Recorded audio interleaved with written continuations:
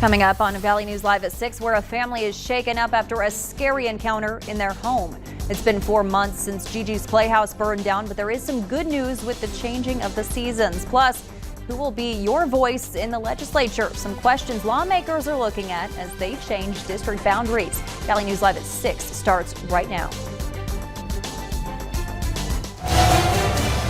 This is Valley News Live at 6. The safety of your children is everything, and at that moment, like, to see that happen in front of my eyes and know that she went into the room they were in was just very, very scary as a parent at that moment.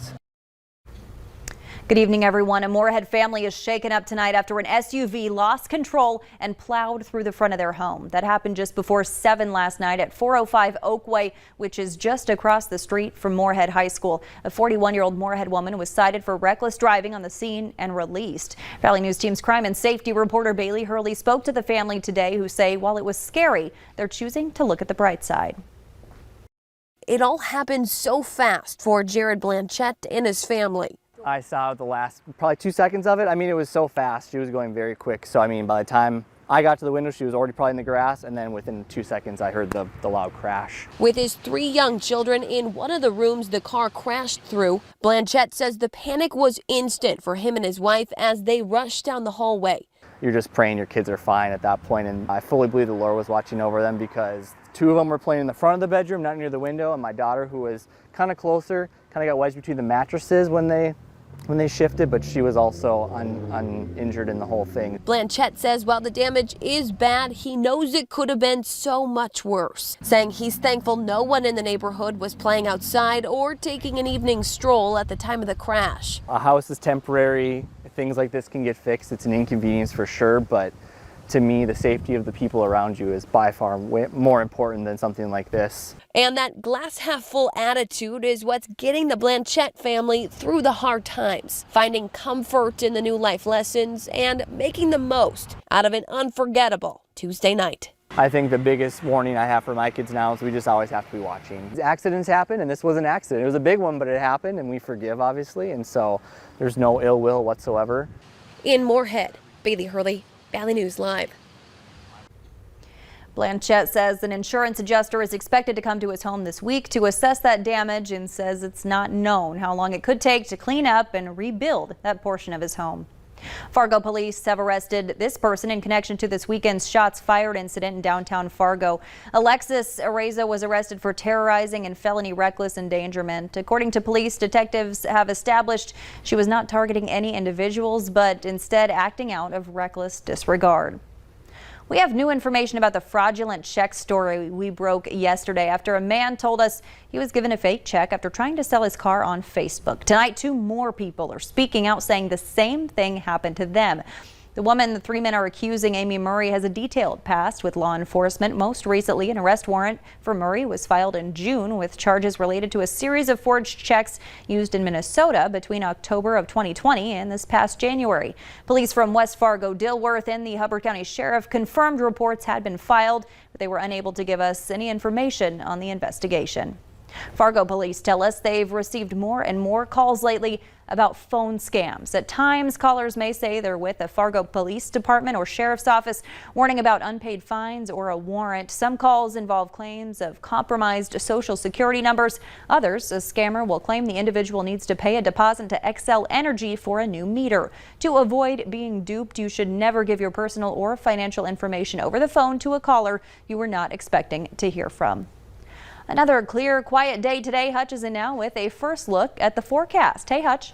Hey, Stacy. Good evening, everyone. We do have some clear skies here in the Fargo area and points west. A few clouds drifting over to the east. And it's that time of year again, a transition season, and the fall foliage reports from Minnesota DNR starting to come out. A little bit of color showing up on the North Shore right now, north of the Duluth area. But I know some trees have been changing here, so we welcome your photos uploaded at valleynewslive.com. Here's a look at the radar. A few showers in the Iron Range heading towards Duluth Superior, but other than that, we're staying quiet. The wind will decrease as we head into the evening hours. Temperatures fall pretty quickly tonight as we're on our way down into the low 50s by the overnight hours, and some of us will see 40s as we start out our day. I'll have hour-by-hour details on what you can expect here, Stacy, in just a few moments. All right. Thanks so much, Hutch. We're getting a live look at the West Fargo Public School Board meeting right now that's discussing masks in schools. West Fargo schools opened the year with no mask policies, unlike their neighbors in Fargo and Moorhead. Last month, the district sent a survey to parents, teachers, and staff regarding masking in West Fargo schools. A resounding majority, more than 70% of respondents, said the district should have the ability to make its own decisions rather than relying strictly on guidance from the CDC or Fargo Cast Public Health. We'll have the latest for you tonight at 9 and 10. It's been nearly 4 months since Gigi's Playhouse was destroyed by a fire, later ruled arson. But the exciting news is that fall programming is back. While they usually have about 22 programs going in the fall, they're back with limited programming, just 7 right now. But they have been able to provide for all of their demographics, from toddlers to teens to adults, participating in fitness, educational, and enrichment opportunities. The board president tells us their temporary location has been perfect and they couldn't ask for anything better while they rebuild. It's huge, which is nice. I mean, it's one big open space, so it allows us to really completely flex how we need it, which is important right now. Nearly 200 families have been affected by this. If you'd like to help them rebuild the Playhouse, head to gigisplayhouse.org/Fargo. Fargo police need your help identifying a man in a case they're investigating. They say he's a person of interest in a recent attempted break-in.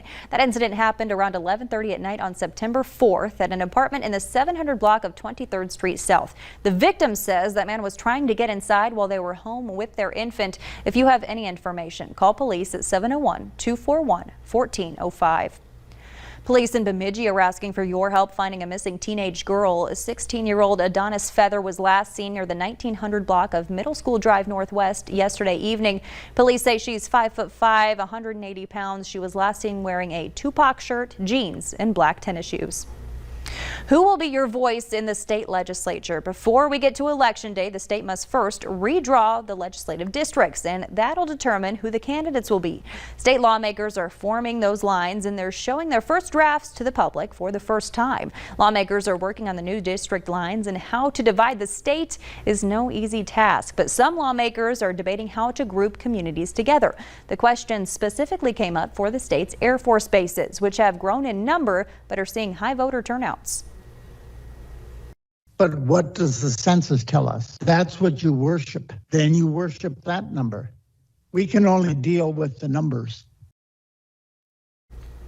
Lawmakers are expected to have the new maps finished during a special session in November. They'll be holding weekly meetings around the state for public input. Later on Valley News Live at 6, zebra mussels confirmed in North Dakota. We'll tell you where they are and what you need to be on the lookout for. September, a transition scene not only for colors, but usually we see our first frost and freeze before the month is out. In Fargo, that frost usually happens before the 18th or on the 18th, September 13th for Grand Forks. Last year, it was really early.